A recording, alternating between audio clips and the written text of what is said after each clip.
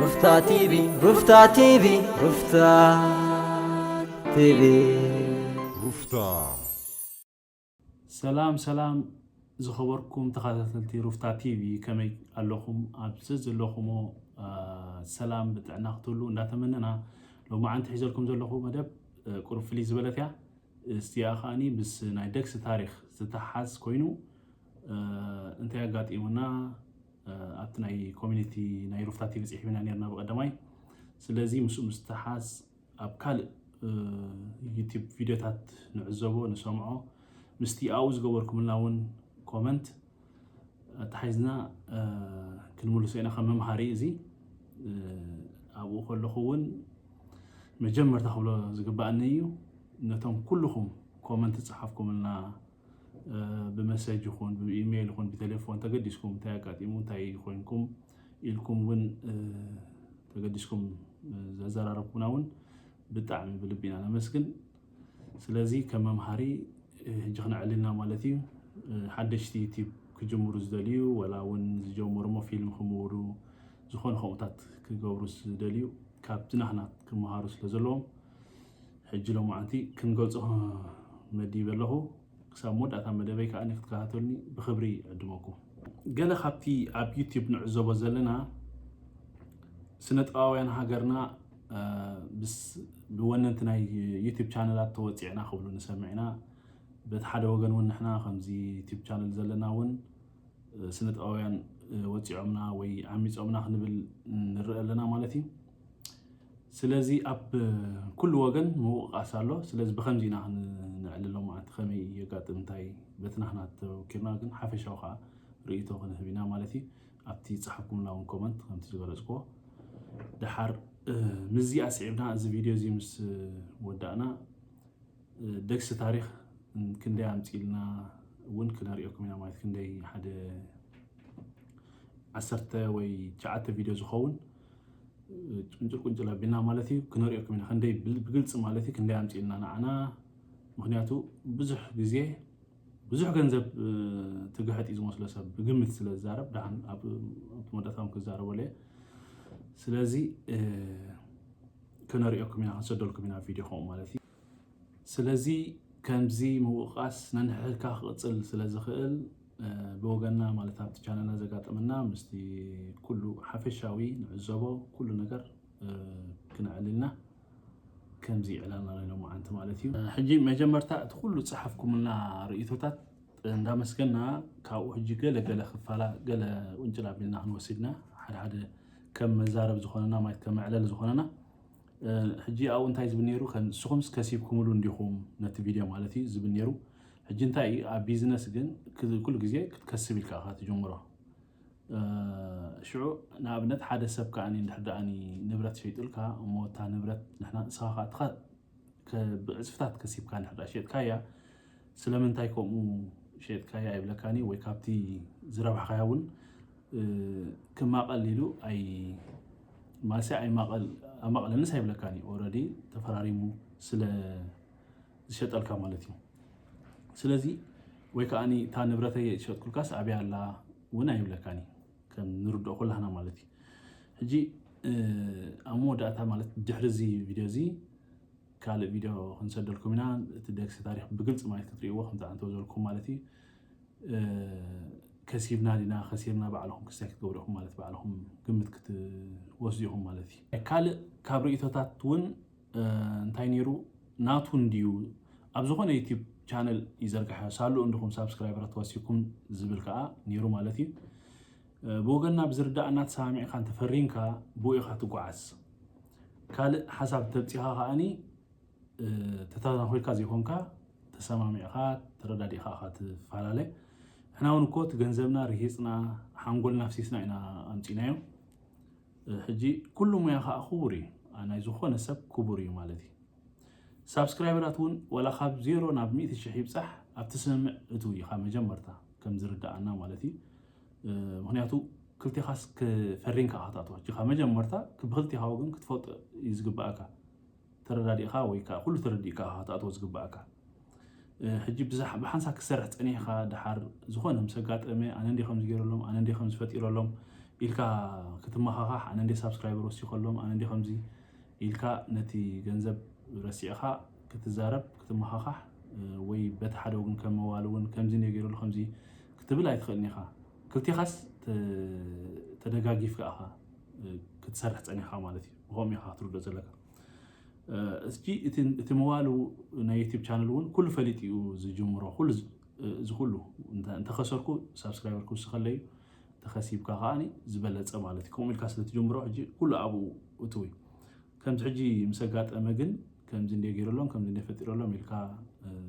ዘረባ ክትገብር ግን ቅቡል ኮይኑ ኣይሰማዕናን ማለት እዩ ገለ ካብ ርእቶታት እውን ንምንታይ ናብ ህዝቢ ተምፅዎ ገለ እውን ባዕልኩም ትፈልጡ ዘይንረብሓኹም ትሰርሑ ዘለኹም ዝብል ኣሎ ገለ እውን ብውሽጢ ተፈራሪምኩም ክትፈራርሙ ከለኹም ብውሽጢ ጌርኩሞ ኣይነገርኩምናን ሕጂ ከዓ ብውሽጢ ወድእዎ ዝብል ነይሩ ሕጂ ንምንታይ ከምኡ ተባሂሉ ዘይኮና ክንብለና ማለት ሰብ ድሌቱ ክዛረብ መሰሉ ስለዝኾነ ግን እቲ ፊልም እኮ እቲ ፊልም ከዓ ንሕና ናባኹም ኢና ነቕርቦ ዘለና ስለዚ ንዓና እውን እንታይ የጋጥመና ከመይ መሰናኽላት ንሓልፍ ክትፈልጡ ግድን እዩ ማለት እዩ ምክንያቱ ኮኔክሽን ኣለና ክሳብ ኩሉ ግዜ ተዓዘብትና ምስ እቲ ንሕና ነቕርቦን ንስኹም ከዓ ምሳናን ኩሉ ግዜ ኮኔክሽን ከም ዘለና ኮይኑ ስለዚ ንሓስቦ ማለት እዩ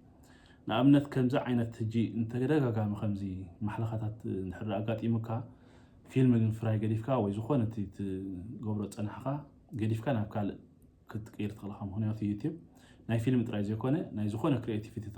ተቕርበሉ እዩ ስለዚ ንሕና ንኹን ወላ ካልኦት ቻነላት ሕጂ ከምዚ ዓይነት ተደጋጋሚ እንድሕር ኣጋጢሙካ ፊልም ፍራይ ገዲፍካ ናብ ካልእ ክትቀይር ትኽእል ኢኻ ካልእ መደብ ክተቕርብ ትኽእል ኢኻ ስለዚ እቲ ተዓዛቢኻ ዝነበረ እንታይ ዳኣጋጢሞም ክብል ወይ እንታይ ስለ ዘጋጥም ይኹም ዝገብሩ ካልኦት ቻነላት ክትፈልጥ ፅቡቅ እዩ ማለት እዩ ከምኡ ኮይኑ ይስማዕ ኣገዳሲ ኮይኑ ይስማዓና ካልእ እውን ንካልኦት ዩቲብ ብሕጂ ጅምሩ ድዮም ወላ ጀሚሮም ከምዚ ንሕና ክገብሩ ዝሓስቡ ድዮም መምሃር እውን ይኸውን እዩ ብዙሓት ፊልም ከፍርዩ ዝሓስቡ ዝኾነ ከምዚ ንሕና ኢሎም ዝሓስቡ ክፈልጥዎሲ ፅቡቅ እዩ ማለት እዩ ኣብ ገለገለ እውን ፊልምታት ክኸይድ ፀኒሑ ተኸታታሊ ሽዑ ኣብ መንጎ የቋርፅ እዩ ብዙሕ ኣሎ ካብቲ ምክንያታት ግን እዚ ከዓኒ ሓደ ምክንያት ክኸውን ስለዝኽእል ምፍላጡ ፅቡቅ እዩ ድሓር ሓፈሻዊ ክንሪኦ ከለና ፊልም ብገንዘብ ገዚእኻ ኣፍሪኻ ኣብ ዩቲብ ክትፅዕኖ ብጣዕሚ ሪስክ ብጣዕሚ ሓደገኛ ማለት እቲ ገንዘብካ ይምለሰካ ዲ ኣይምለሰካን ዳርጋ ከምዚ ኣብ ከውሒ ዘረእኻዮ ክስታይ ማይታ ዕድል ኢልካ ትሰዶ ስለዚ ብሓፈሻዊ ሲ ፊልም ነቲ ዘፍርዮን ወይ ትሰርሖን ትሰርሖ ሰብ ደርሶ ወይ ትዝኣልዮ ኣብ ሲነማታት ክርአ እሞ ፅቡቅ እቶት ክረኽበሉ እዩ ዝግባእ ወይ ከዓ እቲ ዝገዝኦ እውን ከምኡ ካሴታ ሸይጡ ልክዕ እቲ ገንዘቡ ክምለሶ ወይ ከዓ ክረብሓሉ ኢኻ ትፅበዮ ኣብ ዩቲብ ግን ካልእ ክሪኤቲቪቲ ካልእ ነገር ኣቕሪብካ ባዕልካ ካብ ሓንጎልካ ክትገብሮ ከልካ እዩ ዝበለፀ ማለት እዩ በር ገንዘብ ብዙሕ ገንዘብ ኣብሲስካ እንድሕር ኣብ ዩቲብ ሰኒኻዮ ከማን ብጣዕሚ ሪስኪ እቲ ዝንገብሮ ዘለናስ ብጣዕሚ ሪስኪ ሕጂ ስለዚ ብከምዚ ኢና ኮኔክሽን ክንገብር ዘለና ተዓዘብትና እንታይ የጋጥም ከመይ እዩ ኢልና ንዓኹም ከም መምሃሪ መረዳእታ ክኾነኩም ብዝብል ሓሳብ ኢና ማለት እዩ ኣብ ነንሕድሕና ዓገብ ተተባሂልና እውን እቲ ፅቡቅ ዝገብር ወይ ከዓ ክገብር ዝደሊ ይተባባዕ እቲ ጌጋ መንገዲ ዝኸይ ዘሎ ከዓኒ ይእረም ስለዚ ብከምዚ ኢና ንሪኦ ማለት እዩ ኣብዚ ክንርድኦ ዘለና ዝኾነ ኣብ ዩቲብ ዝሰርሕ ሰብ መቸም ንፅድቂ ኢሉ ዝሰርሕ ንፅድቂ ጥራይ ኢሉ ዝሰርሕ ሰብ ከምዘየለ ኩልና ክንርድኦ ኣለና ማለት እዩ ሕጂ ንሕና ዝበለፀ ፊልም ንተዓዘብትና ክሕጉስ ይኽእል እዩ ዝበልናዮ ካብቲ ዘሎ ዕዳጋ ሓሰስ ንብል እቲ ፅሕፎ ዝኣልዮ ዝሰርሖ ዝስእሎ ብዙሕ ድኻምን ሓንጎልን ይኸፍለሉ ብልክዕ እዩ ማለት ንዕኡ ዝኸውን ከዓ ንሕና ገንዘብና ንኸፍል ሽዑ ንዕድለይልና እንታይ ኢና ንገብር ኣብ ዩቲብ ኢና ንፅዕኖ ድሕሪኡ ከምዚ ኩላህና ንፈልጦ ሓረስታይ ነቦጅጎ ዝፅበዮ ንሕና ከዓኒ እኹል ክበቕለሉ ማለት እዩ ንሕና ከዓ ንኣድቨርታይዘራት ካብ ኣድቨርታይዘራት ገንዘብና ክምለሰና ቁኒን ንብል ማለት እዩ ስለዚ ሓፈሻዊ ኢና ንዛረብ ዘለና እቲ ዘጋጥም ኣብ ዩቲብ ዘሎ ማለት እዩ ሽዑ ካብኡ ክንከስብ ወይ ክንከስር ወይ ገንዘብና ክምለሰና ብውሑድ ንፅበ ወይ ከዓኒ سبسكرايبرات كوزحنا مو دحر جزء هنكسب نسعر زي تكايدنا مالتي سلازي نحنا وين نربح وين نخسر مهنيات أورد تجنزب نخافل لنا اليوم شرح وجن كل جزء بتنا هنا حجنا بزنا يرفتاتي بأسارحة كل جزء ببخفال سلنا خفل جنزبهم يحجزوا له مالتي بتات تسامح ولا مالتي أبز كل سب كل سوء زي بقوله نحنا كمولتي كم كل سب كنكسب بنا كنربحنا ندلي كمون تعذبتنا هنحجوس نسعر تعذبتي اندحر عقيبنا بؤمن ترحجي تنهنا مخسب كأني كراجت مخانس لنا أمن مالتي كمون نتم أباي تسرحوا كاب دراسة جميركا كلهم نتسرح كسام فتسم تبتصح كساب أبيتي بتسعن كاب زدا ساب زعابيه أمرهم من إدومن زحوسوس أمام بتسمعنا مسرت نخفل جي كينا هاسيوم كأني بذكاء لنا نتنقل سلازي حفشهم تعانتو زولكو جنزب توص على فيلم كبيري مالتي كانت زولكو أب سينماتات أب كال كطريقة زبالة ندحر أني كنزب كفيلكا أشحات كفيلكا أبي تيب نحر إن كايجن ومو ندحر أني صبوا زي كيدلكا كثير كالها مالتي سلازي تكايدنا يتيب بتاع مخبيري مالتي كمزي رقص جنزب تخسب ترايس هيكون كان مالتي بناتنا يتيب كنزارب تخوينا كساب حجيز وصعنا ويكا زي كفلنا سب يبلنان أبناتنا أبزانا يدكس تاريخ قرب زي مرده أقاطيماتنا خم تصيحنا نبرنا نسحجي خم أبنت كنزارب لاينا بزح عينة كفافلا كله خالي نحنا نخفل بب خفالنا نخفل حدا بارت مالتي بب بارت مالتي نحنا بب خفال دكس تاريخ حجي بب خفال نحن تخفال 4 شحبر ملا خفلنا أسرحنا مو مس دراسن ألاين دكس تاريخ انتاي قاطيمنا خمين يرو قرب كنا علوكم من حجب زمالتي أبتي مجمرتا اتي مس دراسن دايركترن دكس تاريخ زنبا ركبنا هنقولصو بتاع مبلح اتا فيلم ون كم ستريو عزلهم بتصبقتي بلستي كان حنا خاني كم سبنا إنا نفوتوا بتاع منا نفوتوا بزي قاطامي نخلهم تواساتي دكس تاريخ بتاع منا ندنقم أبت زي زنبرة زي مرده أجن قرب تنكف كنا بلينا كمتي صحيفنا زنبرنا خمت جون زغلص خو نحن تخفال نايدكس تاريخ 4 شهر ندخفلنا إنا نجزء نيرنا مايتي 4 شهر نحن تخفلنا نجزء نيرنا سلازي أبي يوتيوب شانلنا كاب 4 كفالة جميرة كاب 4 كفال كسا 20 كفال كاني تزعينا لا مالتي هجي مستيز وصدو وسيدناو وسيدو إلنا وسيدنا نعنا نقوله مالتي كنزب ناي كلتا خفالنا نقوله مسؤولة ما أمريكا ناي كله ناي دكس تاريخ 1,364 شح بر دراسن دايركترن دكس تاريخ انجينير مسؤول نابرها كفيلنا أكفافلانا قدمنا ناي حنت خفال ملو تحجا جنزب هابون سلازبلنا 4 شح بر كم تحجا هيبنايو أب مجمر تخي جمرنا مالتي ذات حجازي أخسر مود أتا أبيدو حيزوات صنيح مالتي كساب حجا خاني حيزوالو مالتي حنت خاطن نقولو مالتي حنت خفال بتسمع مسرت تا فيلم مختود أخلا نحنا نتاني مود أتا خفال كي كفلنا نخد وسعيد نيرو مالتي سمعنا كال خفالات قنا متان كرداكم قبل علتات حجة زقلصنا حجة مالتيو حنت خفالنا تا فيلم كي هبنا خلو قديمنا 4 شح برينا نخفلو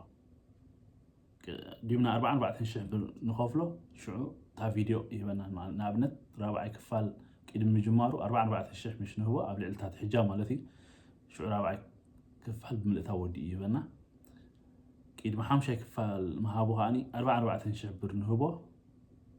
سخا 5 كفالكا وديو تا فيديو يهبنا كمزي نيرو صراحه حساب 29 كفال نبصح مالتي سلازي كمزي تريوا كساب 29 كفال ناي دكس تاريخ اب چانلنا تصعينلو كاب 4 كفال جميرو سلازي ازي كل ገንዘቡ ተኸፊልዩ نحنا خا كل فيديو حساب 29 تقبلنا هنا بدحرو هجي كاب زنا بنا 29 كفال قصيلنا مالتي كاب 29 كفال مسبص احنا حجي كم تزغلصنا حجي نا 29 كفال كفيلنا لنا مالتي كساب 29 كفال كاني فيديو تقبلنا لنا مالتي ابزاك زي حجي تات حجا يدز وسدا مسيا زلا حساب حجي مالتي نسا مسو خلا حجي اذا تحجازي امسو خلا نا عربي كزرقحا انده حسبه كله امناتو يوتيوب channel كزرقحا انده حسبه كله زي حجي نعنا اي نغرنا دحيرنا بزتردأنا مالتي ገንዘብ ስደዱለይ ኢልና ሶኒ ማዓልቲ እጅና ዓርቢ ክዝርጋሓ ምዃኑ ዳሓሪና ንፈልጥና ምክንያቱ ኣብናቱ ዩቲዩብ ገንዘብ ሕጂ ስደዱለይ ምስ በለና ሰዲድናሉ ሶኒ ማዓልቲ ስደዱለይ ኢሉና ሕጂ እዚ ከምቲ ንሕና ንርድኦ ናይ 30 ክፋል ኢና ሓሲብና ሰዲድናሉ ንሱ ግን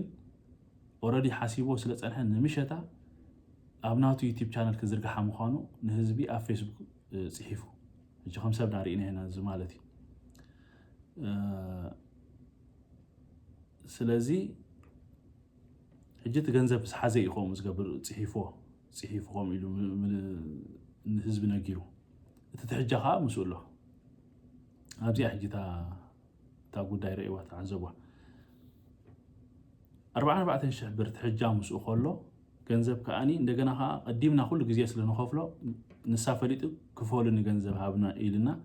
ኦልሬዲ ግን ንሱ ኣብ ውሽጢ ሓሲቦ ስለዘሎ ምሳና ላሓንቲ ትረዳደን ኣብ ፌስቡክና ንምሸታ ጽሒፉ 30 ክፋል ኣብ ናተይ ዩቲዩብ ቪድዮ ክዝርጋሓልኩም እያ ኢሉ ንህዝቢ ጽሒፉ ማለት እዩ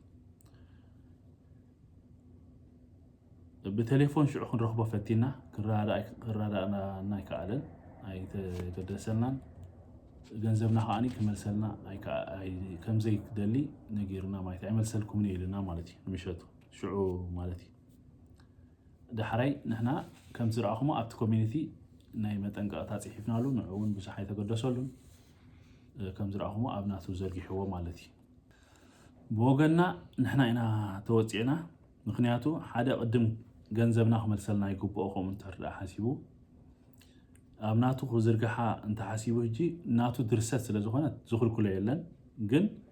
እንታይ እዩ ከምዚ ብሓንሳብ ክሰርሕ ፀኒኻ ቅድሚ ወርሒ ሓሳብ ከም ዘለዎ ከምኡ ከም ዝሓስብ ክነግረካ ግብኦ ማለት እዩ ሕጂ ኩላህና ከም ንርድኦሲ ብሓንሳብ ክሰርሕ ብሓንሳብ ፅቡቅ ፀኒሕካ እቲ ሓደ እንድሕሪ ተወንኪልካ ጥራሕካ ከምኡ በይንኻ ሳይትውድኦ እምበር ብሓንሳብ ዝሰርሕ ፀኒሕካ ገንዘብ ናይ ሰብ ሒዝካ ክትከይድ ፅቡቅ ኮይኑ ኣይስማዓና እጂ ኣብ ናቱ ዩቲዩብ ክዝርጋሓ እንዳሓሰበ ከሎ እቲ ትሕጃ ምስኡ ከሎ ካልእ ገንዘብ ስደዱለይ ክብል ከሎ እሞ ሕዝቢ ሰበለ ንምሸታ ክዝርጋሓ ኢሉ ክፅሕፍ ከሎ እሞ ምሳና ከይተረዳድአ እጂ ባዕልኩም ፍረድዋ እዚኣ ካልእ እውን ኣብ ናትና ዩቲዩብ ቻነል መጠንቀቕታ ፅሒፍናሉ ነርና ኢና ሽዑ እውን ጠጠ ከብላ ይኽእል ነይሩ እዩ ኣየበላን ኣይተገደሰሉን نحنا شعو ولا حنتي نحنا أي صرفنا يعني أي تسلمنا يعني تحقينا تحيفنا نسو جن تمليسو نعين هزبن يقرأ تحته تزبل تحيفو كم بحدش مالتي زغل غيرنا خلو إحنا كمان نسو مجمر تاي تحيفو أبي فيسبوك نعنا خي ترى هذا ولا حنتي ما خاز زغل غيرنا نسو كمان يقرأ تزي بلس نحنا تاي يقرأ تزي زبل مو تحيفنا هنا يقرأ تهنبله እጂ ንሕና ሓደ ስነ ጥበባዊ ኢልና ንሓስቦ ወይ ንፈልጦ ብሓሳብን ብግብርን ዝምህር እምበር ከምዚ ዓይነት ተግባራት ክንገብር ኢልና ኣይተፀበናይን ብከምዚ ስለዘይገምገምና ኢና ከዓኒ እዚ ኩሉ ዕርቡን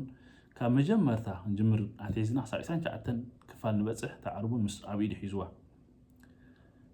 ኣብ ልዕሊኡ እውን ቀዲምና እቲ ገንዘብ ኢና ንኸፍሎ ነርና ናይ ሙሉእ ክፋል ማለት እዩ نحنا خمس رداءنا حادث نطاوي نسب بتكبارو بسنة سرعاتو زمهر يمثلنا كمزي نعنا زجبرنا نا جبركا جنا نتسرحون هجوت ريها لها بتعمي زجرمكا حجو نحنا خمس نطاوي متن كاب جيجو تماهيرو تجنزبنا خمل سلنا نتصبينا زلنا قالون ابتناتو يوتيوب جمير وزلو عوتنا نمنيلو لتقدمي زين فيديو زي انجير وانزلو انت ريخمو سلسة فيديو نحنا بجنزبنا استسرحي ناتناي جن مجمر تاخدوه خلو ከምዝን ዩቲዩብ ከዓብየለይ ገለታት ይልተረ ነጊርና ነይሩ ንሕና እውን ሕራይ ኢልና ኣይ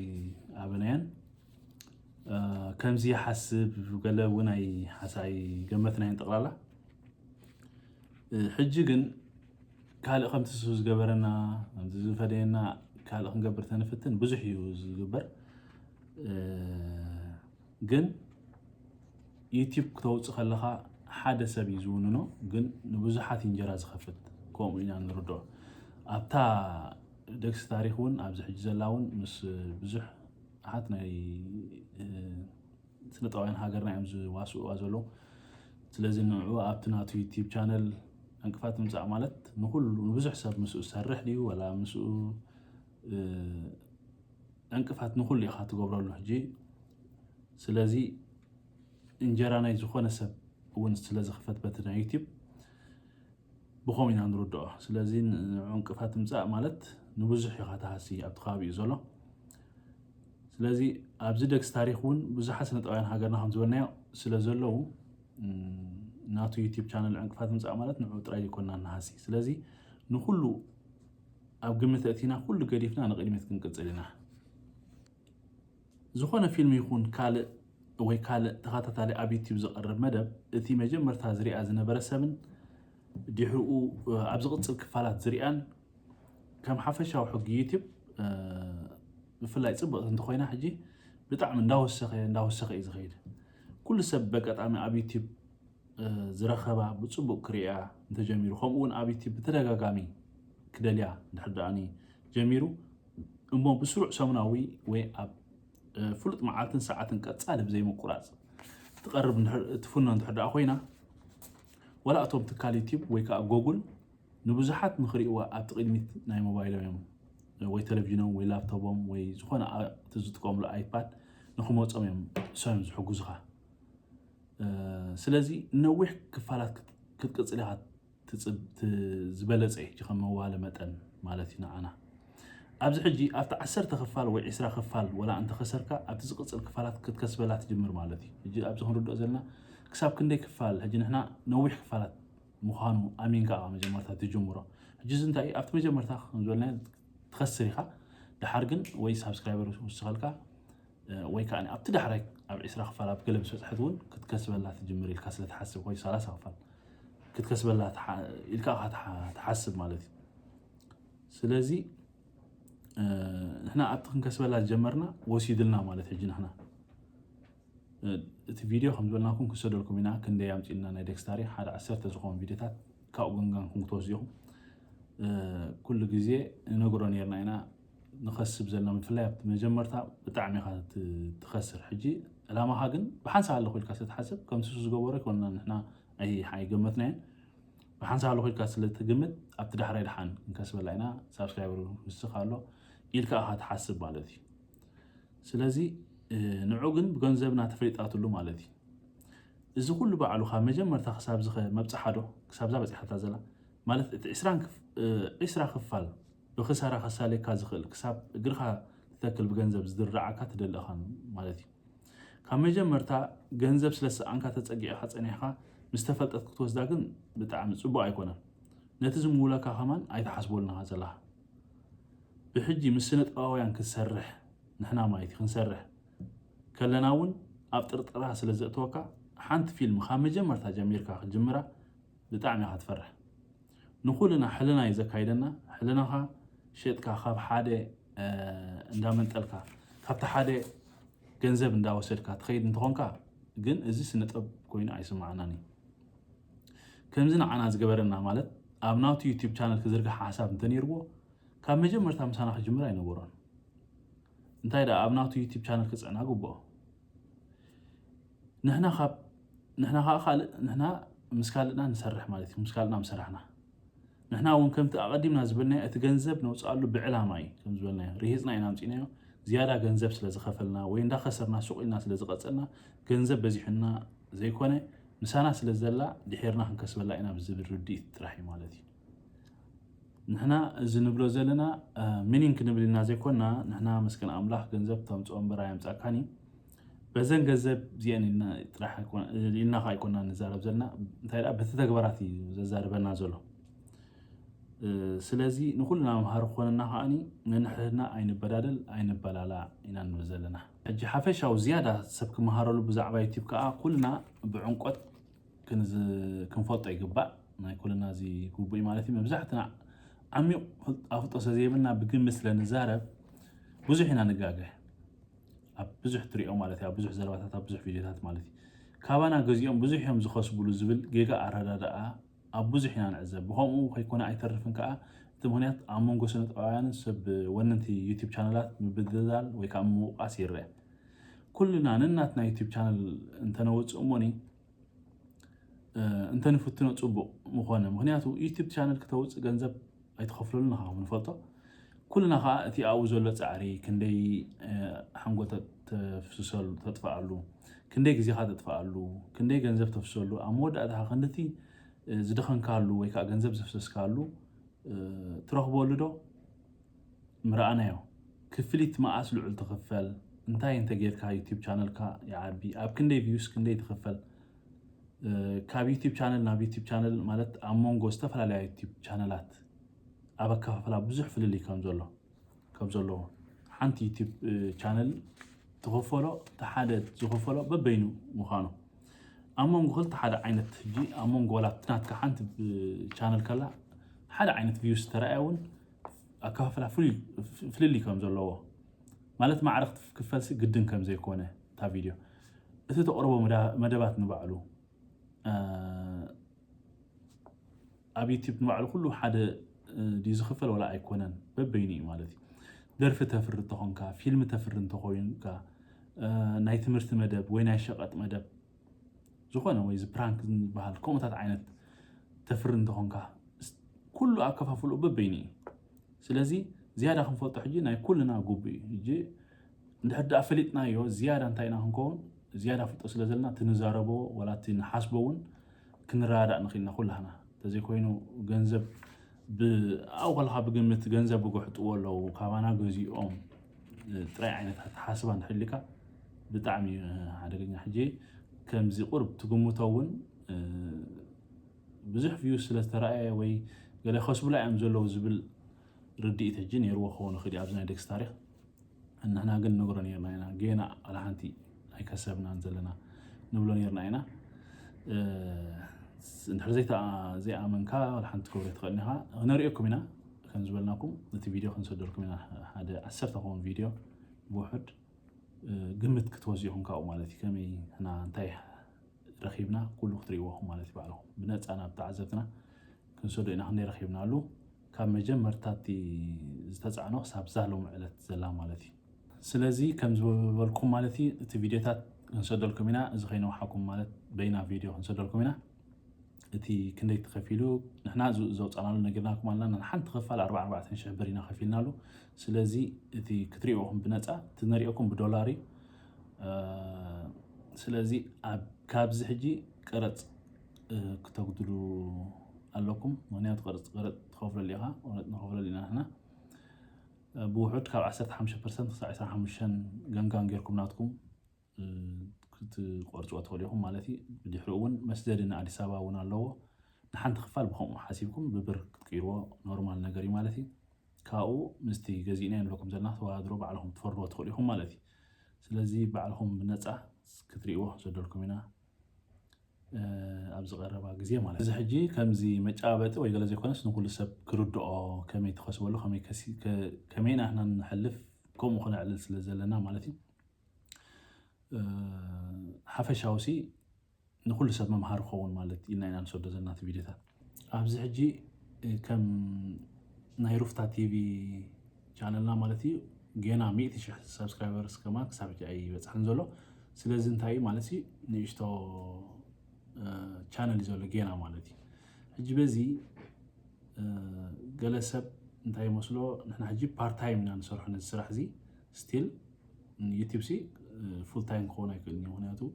ጌና ክሳብ ዝዓቢ ጌና እውን ናይ ብሓቂ እቲ ሰኪር ዝኾነ ክፍሊት ክሳብ ትኽፈል ብዩቲብ ክትነብር ዘይሕሰብ እዩ حجي جلسة بجن بزح جنزب كم تعرفوا زولكم مايت بزح جنزب تجحد بزح جنزب بوتنا بريز مصله أيقون أنجن كابتي أندس راح خان ده مول كا تخيل فلاي فهم زوجين أنا فيلم قلنت سر تفرن توي كاتمول تهونكا أبي تبتسم تهونكا كابتي أندس راح جنزب ده كفل كأخا تعبيه مايت تي جنزب تي يوتيوب سبسكرايبر كعبير كا صوب زخنا فيلم أفريقيا جنزب وين كتركب بزيادة خاطر سبسكرايب مساعدة حرك كتركب مالتي حجي تسبنا يثي بزحت جيجاجن كمزي بزح جنزب تجحت بوتنا بريز مصر أيقونا استيل حجي نعم كم تاع أنت وزوركم نايدك ستاري 4 الشيخ كفيلنا ندهري أمتيني حنت فيلم مو 4 الشيخ ترين تمتياتنا ستيل نحنا كم بيزنس كتير أخلاق كثيرنا عنا زلنا هنياتو أبتز سرحة أبوزح أوفيسات لنا أنا نتفيلم سرحة الله نتي أوفيس كات سبع لو مالتي نبرت على لو نتي جزات كاريها نتي نبرت نقول نتسوون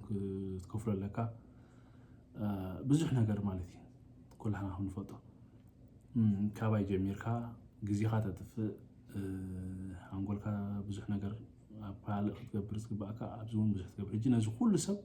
كخفليز جبوا نايت جزيون نايت حنقولون مالتي حجي بلعلة 4 شاسي بزح جنزبي هاتو تزلك أنا زي كله خشفن مالتي كم حق مالتي كلها هم فوتو كل سب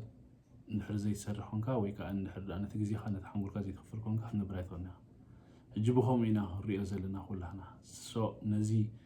نوم تصورو نجيت فيديو مسرع أخمو أمو كل نجار كنت زوركم أودي لكم ناي كرزو ناي مسديو ناي كل نجار أودي لكم اسمه كثيرنا لنا بزوركم مساسيكم سي كرد عنا كلنا مالتي بزكات أمي نقولهم سنة صرح سنة أويان تعمي نمسكنا أبزي كابزن لعله برتعناون تسفانا وسن يقولون نقول لهم تعذبتنا هاس التي كيسالكم تدقفونا تبراتعنا بالتعمينا نمسجن نعاهم نمحوقاس حجون بلوس فيلمتات كنا متسينا نسرحونا لنا أملا حقزنا مالسي كم ساعت كي قاد مزخلو زيد بقربا سنة بيدنا يقن مس بزحاتنا نسرح بزحاتون تحقاقو يسنعنا مالتي بقيم حجي أبزي أي أخم أقاتيماتنا سلازي بلوز فيلمتات حزنا لكم نمت قالنا أطولكم علينا نقولهم سنة أوان هاقرنا نعنان نمورال لايك نمورال مثلا كون مالتي نقول لهنا لايك كومنت تصفف زخونا كومنت صحفلنا ولا بزون حتى تليكم زخون نقر تصحفوا لنا ملسخن صدركم هنا كن مصاكم هنا